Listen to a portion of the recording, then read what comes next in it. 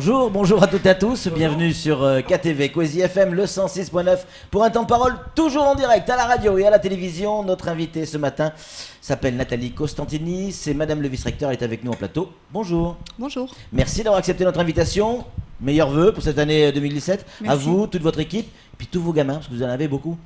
Oui, c'est surtout à eux que j'ai envie de souhaiter une bonne année parce que elle a très mal terminé en 2016. Pour l'instant, elle n'a pas encore bien recommencé. Et vraiment, je voudrais faire en sorte que ces enfants puissent eux aussi avoir de l'espoir.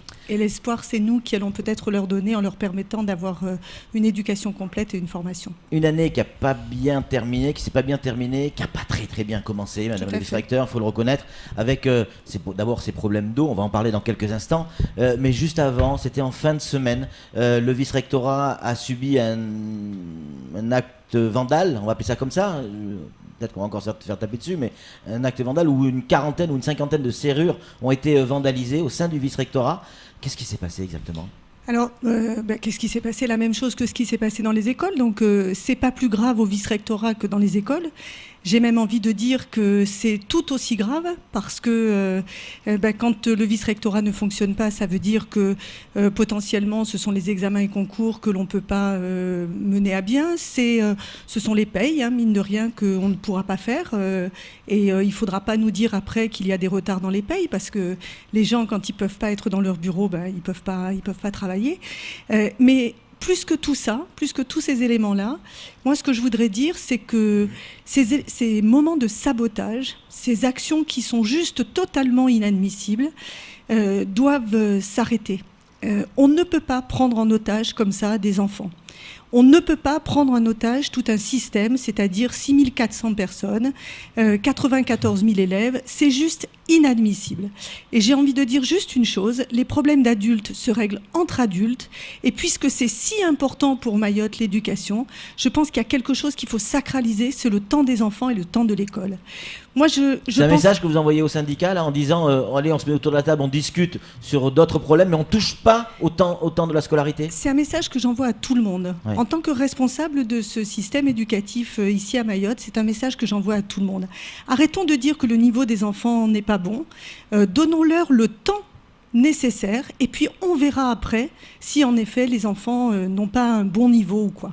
Chaque année, on leur enlève au moins 3-4 semaines pleines de cours. C'est-à-dire quasiment un mois, quoi. C'est inadmissible.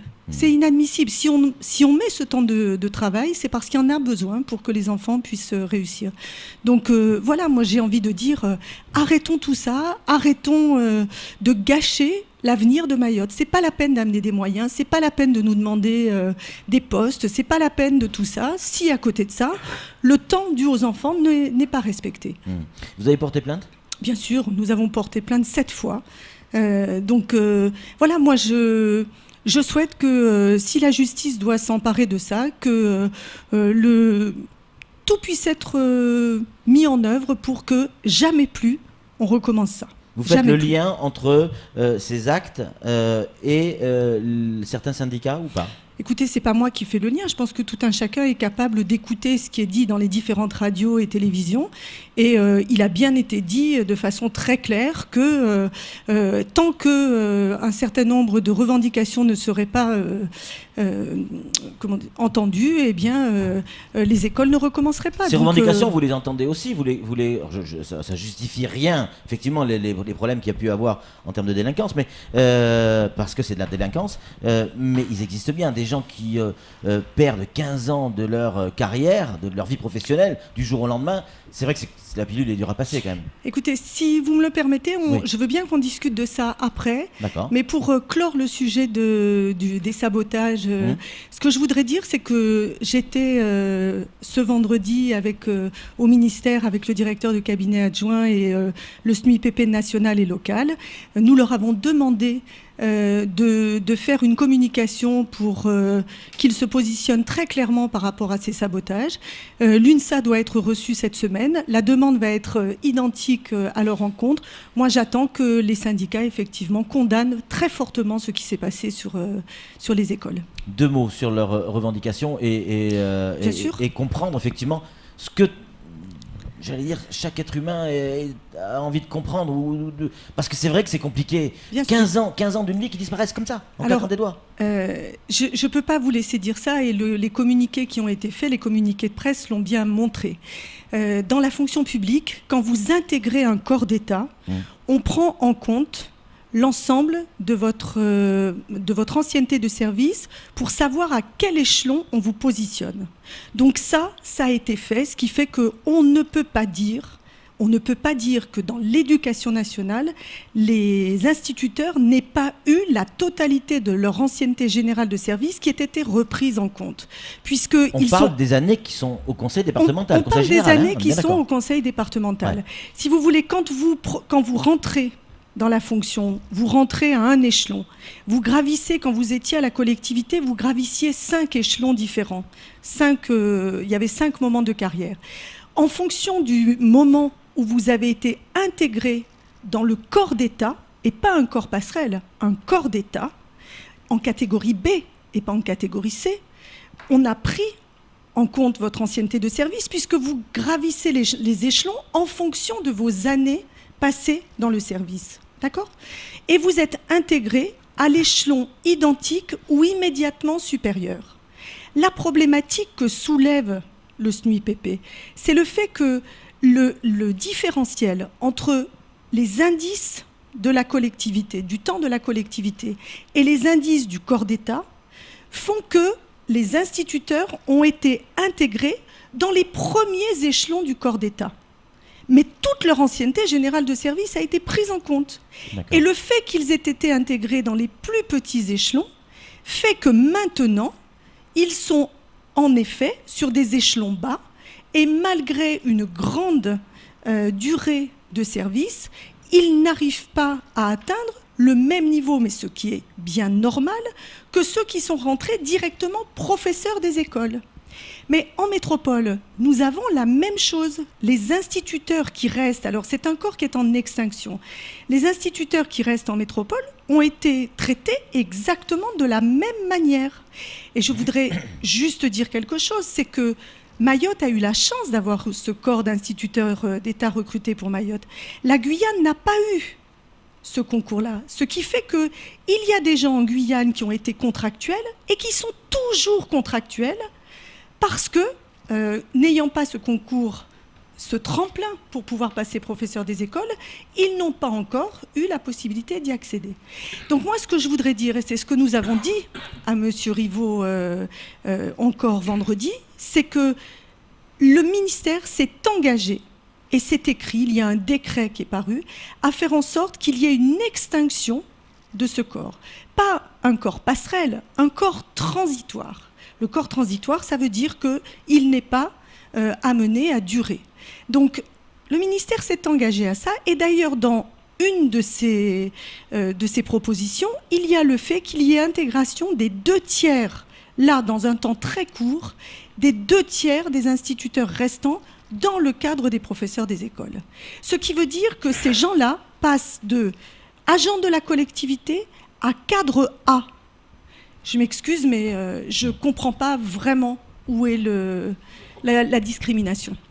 Nathalie Costantini, cette rentrée des classes, on change un peu de sujet, encore que la rentrée des classes, un peu compliquée, problème d'eau. Avec le SIAM, vous avez réussi à faire en sorte...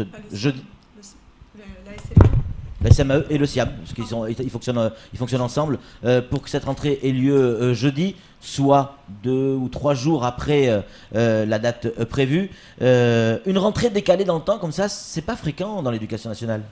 Ben c'est très compliqué, mais en même temps, on ne pouvait pas, si vous voulez, se mettre... C'est un vrai cas de force majeure. Bien sûr, ouais. On ne pouvait pas se mettre au risque d'avoir des enfants qui arrivent dans un établissement scolaire ou dans une école, un nombre très important d'enfants, et ne pas être en capacité de pouvoir leur assurer le minimum de sécurité et d'hygiène dans un établissement scolaire. Là, c'est le cas pour le second degré ? Ah ben, là, tous les établissements scolaires sont en ordre de marche, avec un travail vraiment qui a été très très volontariste et qui a donné énormément de résultats. La preuve, les 12 établissements sont en ordre de marche, grâce à la SMAE, grâce à la préfecture et grâce à mes services.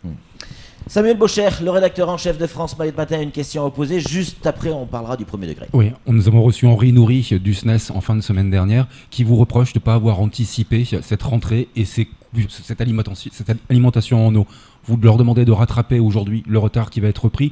Ils grincent un peu des dents. Qu'est-ce que vous avez à leur répondre ? Écoutez, moi, on n'a pas anticipé. De toute manière, on ne fait jamais comme il faut. Donc, normal, on continue. On n'a pas anticipé, mais on a quand même réussi à permettre qu'il y ait... C'est juste des travaux. Donc, les travaux, ce n'est pas un claquement de doigts. Il faut quand même que des gens le fassent. On n'est pas là non plus pour avoir un traitement qui soit un traitement, je veux dire... inadmissible aussi pour les gens qui travaillent sur tout le territoire de Mayotte. Et si on a anticipé, alors après, si vous voulez, c'est vrai qu'on n'est pas grand clair, on lit pas dans le mar de café et on imaginait que la pluie pouvait tomber. Voilà. Donc après. C'est un pari raté en fait. On avait parié sur la pluie, elle n'est pas arrivée. C'est pas un pari raté, mais vous avez très bien suivi les choses aussi. Vous saviez très bien qu'on attendait qu'il y ait une très forte dépression. Et on attend toujours. Et on l'attend toujours, mais on l'avait dit, on imaginait même qu'il pouvait y avoir un événement dramatique qui pouvait se passer. Donc voilà, moi je suis comme vous.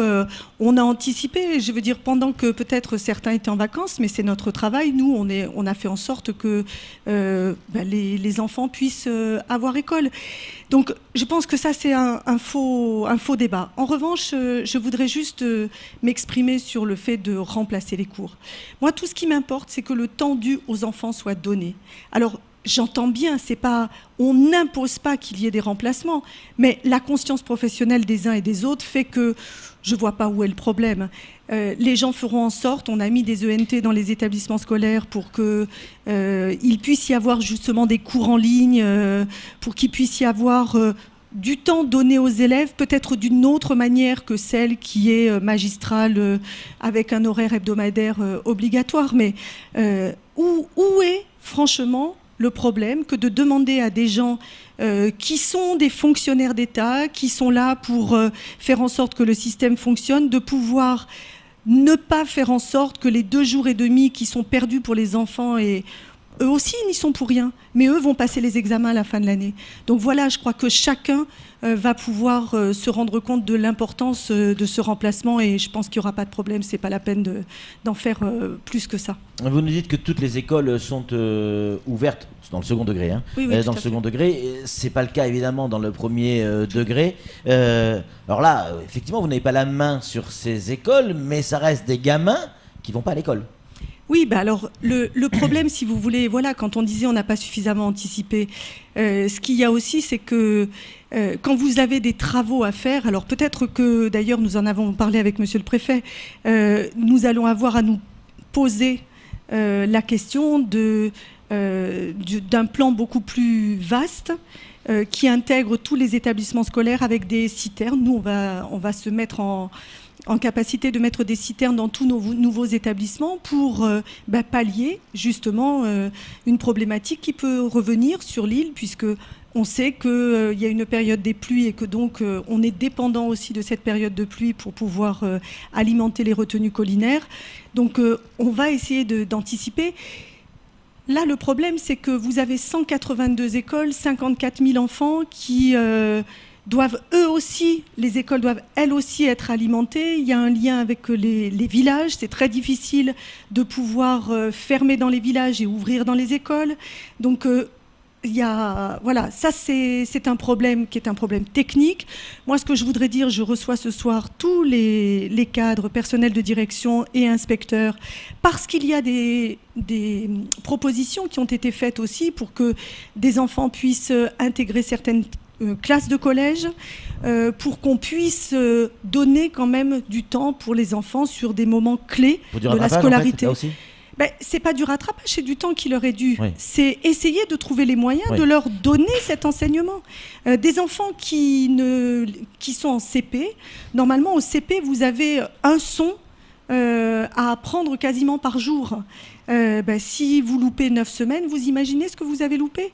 Donc après, on va m'interroger sur les enfants qui sont non lecteurs, non scripteurs à l'entrée en 6e. Et les résultats. Je veux dire, comment peut-on faire autrement ? Comment peut-on demander à ces enfants de faire plus que tous les autres enfants et que leur capacité d'enfant ? Voilà, donc c'est pour ça que je vous disais, tous ces problèmes, que ce soit l'eau, que ce soit... Bien sûr qu'on aimerait avoir une scolarité et un temps scolaire qui soit le plus serein possible. Malheureusement, ça s'appelle des impondérables. Et donc, il nous faut faire avec, et nous, adultes, il nous faut essayer de trouver des solutions. Samuel. Je lisais et découvrais sur les réseaux sociaux ce week-end une infirmière scolaire qui relevait de plus en plus de maux de ventre, de gastro-entérite dans les établissements. Ça aussi, c'est une information que vous avez. Sanitairement parlant, c'est compliqué aussi. Bien sûr, mais la seule chose que je voudrais dire, c'est pas des maux de ventre dans les établissements scolaires. Les infirmières, elles sont dans les établissements scolaires. Donc forcément, là où on le voit, c'est dans les établissements scolaires. Mais les maux de ventre, justement, s'il y a bien un endroit où les choses sont faites au moins détectées, au mieux, c'est dans les établissements scolaires. Nous avons acheté 12 000 bouteilles d'eau. Donc voilà, alors on pourra toujours nous dire, oui, mais alors, et les gobelets qui traînent voilà, s'il vous plaît, soyons juste un peu réalistes. On s'est mis en capacité de pouvoir garantir une hygiène et des règles sanitaires les plus strictes possibles. Après, oui, un enfant qui va boire l'eau de la rivière ou qui va parce qu'il a soif, effectivement, derrière, il aura peut-être des maux de ventre, il va peut-être avoir une gastro-entérite, peut-être que du coup, il va déféquer dans l'établissement scolaire parce que c'est là qu'il est et il aura mal au ventre à ce moment-là et du coup, il aura une diarrhée et il ne pourra pas se retenir. Oui, peut-être, mais ce n'est pas pour autant l'établissement scolaire qui en est la cause. Oui, c'est un peu la double peine pour eux, parce que c'est là où les établissements sont fermés, c'est quand même n'ont pas d'eau chez eux non plus, puisqu'ils sont l'eau est coupée pour tout le monde. Hein. Forcément. En tout cas, merci beaucoup. Est-ce qu'on a une idée là pour le premier degré quand est-ce qu'on va pouvoir ouvrir certaines classes ? Parce qu'apparemment, c'est les communes, hein, c'est pas, apparemment, ce sont les communes, les maires qui ont décidé par arrêté de fermer certaines écoles de la commune concernée à cause de la grève. Hein. Oui, mais moi je vais vous dire quelque chose. Une fois qu'il y aura eu condamnation de ces actes et que les maires sauront qu'ils peuvent compter sur la totalité des acteurs du système éducatif pour que les écoles soient protégées, eh bien les maires n'auront aucune difficulté à changer les barillet. Il y a un maire qui a changé ses barillets. Le lendemain, il a recommencé. Donc voilà, moi je comprends aussi cette situation. Les communes n'ont pas les moyens. Nous avons, l'État a apporté des moyens dans les communes. C'est pas pour changer les barillets de porte. Donc, je crois qu'à un moment donné, il faut que ce soit clair. Sacralisons ce temps de l'école, sacralisons les écoles, et à partir de là, on n'aura plus de problèmes à se poser. On pourra parler entre adultes des problématiques d'eau et du reste. Mais pendant ce temps, les enfants seront à l'école, surveillés, et ils pourront être en capacité d'apprendre. Dernière question, juste très très rapide. Est-ce que vous avez une idée, depuis la rentrée des classes 2016, la année scolaire 2016-2017, combien nos gamins du premier degré, combien de jours ont-ils manqué ? Je vais vous le dire très clairement. Nous avons fait la rentrée pour la première année le jour de la rentrée. Nous n'avons eu aucun jour de supprimé entre la rentrée et la première période, c'est-à-dire les vacances d'octobre. Puis, il y a eu la grève à partir du 8 novembre et il y a des enfants qui n'ont plus école depuis le 8 novembre. Voilà, c'est très clair. Merci beaucoup, Madame le vice-recteur, d'être venue sur ce plateau. On a besoin de l'école et de nos gamins pour faire en sorte que notre île aille mieux demain, aujourd'hui et demain. Et Dieu sait que c'est important. Vous voulez rajouter quelque chose très rapidement ? Oui, je voudrais juste dire que les parents d'élèves ont été très partenaires aussi. Je les ai reçus, ils se sont réunis dans le cadre de l'UDAF. Et je crois qu'avec eux, nous allons pouvoir aussi faire en sorte que nous puissions avancer et garantir cette scolarité pour nos enfants. Madame le vice-recteur, merci d'avoir répondu à nos questions. C'est tout pour ce temps de parole. Tout de suite, la suite de nos programmes.